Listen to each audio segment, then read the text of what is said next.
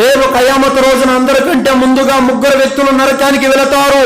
వారిలో ఎవరంటే జ్ఞానవంతుడు, రెండోవాడు ధనవంతుడు, మూడోవాడు యుద్ధ వీరుడు. వీళ్ళు 3 కూడా నరకానికి వెళతారు. ఎందుకంటే ఒక వ్యక్తి ఏమో ప్రజలు మెచ్చుకోవాలని ధర్మ జ్ఞానాన్ని బోధించేవాడు, రెండోవాడేమో ప్రజల మెప్పు కోసం దాన ధర్మాలు చేసేవాడు, ప్రజలు పొగడాలని యుద్ధంలో విరోచితంగా పోరాడేవాడు. వారికి కావలసిన పొగడ్తలు, వారికి కావలసినటువంటి ప్రయోజనం ఈ లోకంలో దొరికిపోయింది.